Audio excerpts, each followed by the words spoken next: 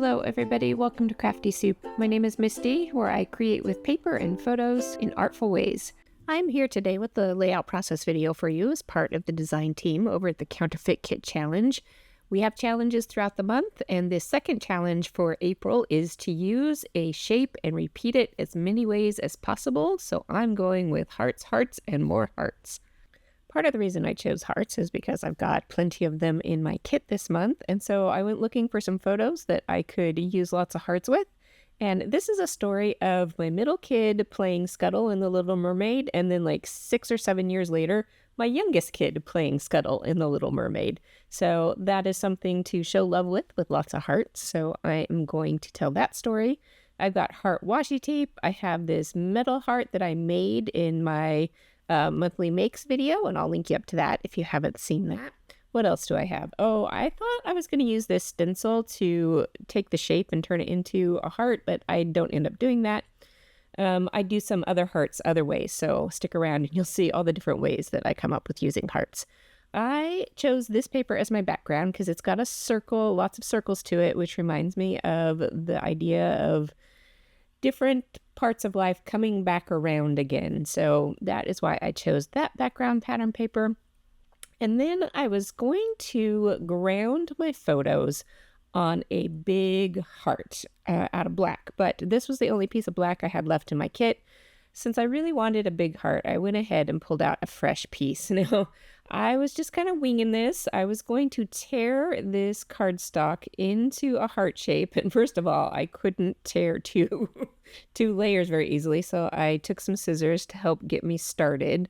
And as you can see, I just tear into a general heart shape, much like you would draw one. But when I got through the end of it, not only was the place where I used my scissors too smooth, because I wanted that torn look, because it kind of reminds me of feathers, and so that's part of the reason for that. And I didn't have a great point at the bottom, so I went ahead and tore off some more to make a nice point, and the heart is too small. So I pulled out the rest of the pattern paper that I had left, and I was like, well, maybe I could just make one tall, skinny heart and use it as a grounding to the left side of the page. And I didn't like that either.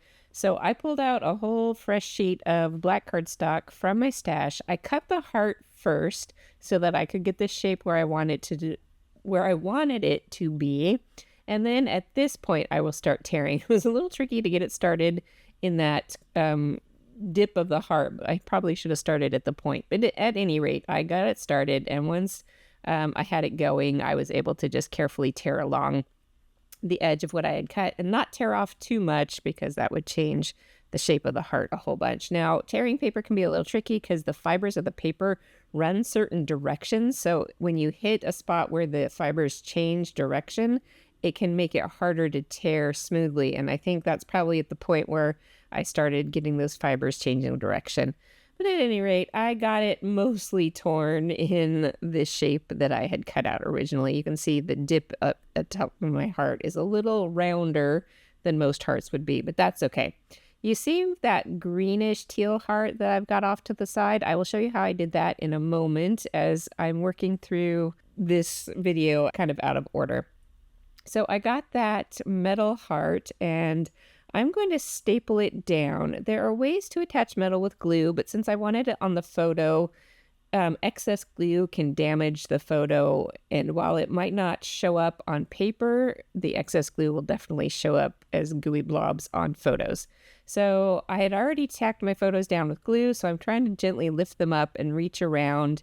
And while I love my little tiny attacher stapler, it does not have a very long reach. So sometimes it is quite awkward to get it into the zones where I want it to reach. So kind of peeling up my photos so I can reach. And I had wanted to staple this all the way through because that makes it a little more sturdy, but I'm making do with the best I can. With my heart stapled down, let's go back to this part where I made these teal hearts. So this is a sheet of cardstock that I created. It was originally 12 by 12, I think, that I created in a previous month's kit, and I didn't use it all up. So I like this because the shape of the rainbow is the top shape of the heart. And you'll see how I get the bottom shape here in a moment. So I'm carefully trimming along this embossed edge. This was made with a Spellbinders embossing folder. I embossed panels that were 4 by 6 because that math's great to create panels on a 12 by 12. And I tacked them down to white paper after I embossed them and made my own pattern paper that way.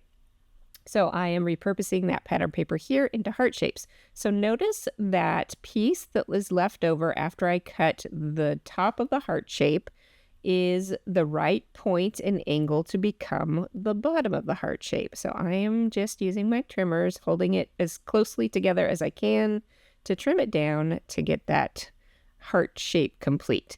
Now I will just turn this over and use some tape on the back to hold it all together. And that is a fun way to get a heart out of some rainbow embossed paper that was left over. I will go ahead and make one more of those hearts later on, but at this point I didn't know I wanted another. The next way I'm going to use hearts is with this heart washi tape. So that one is definitely an easy to get on there since it already has hearts. That's what it's made for.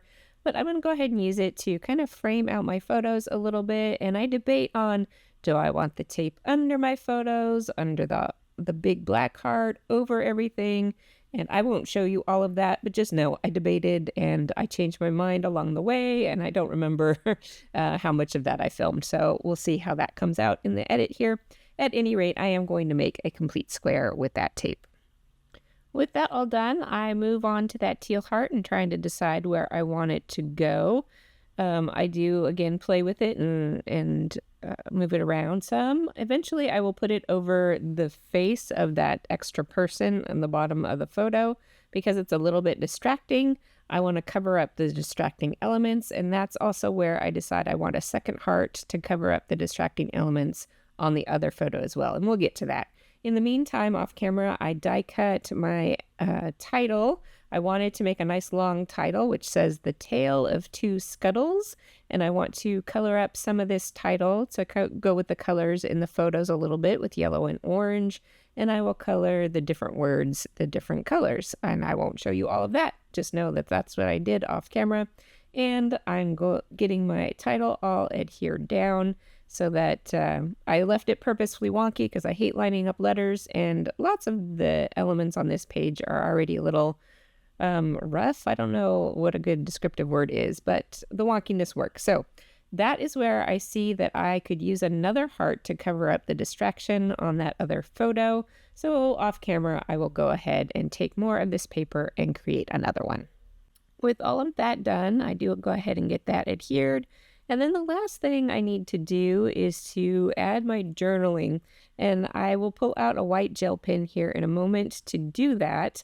And as I was finishing up my journaling, I realized I could add a few more hearts, and I didn't film it, but here you can see that I doodled little hearts all the way around the edge of my big black heart, and I really had fun doing that. It was just very relaxing, kind of zen, and just spent some time hand drawing these little hearts. So that wraps up this video. I will leave you all the links below. If you don't know about the Counterfeit Kit Challenge, maybe you will come check out our free, totally free group where we just have fun creating scrapbook layouts and then getting inspired to use them. So all those links are down below. I will be back soon with more crafty videos for you. And until then, I hope you have an artful day.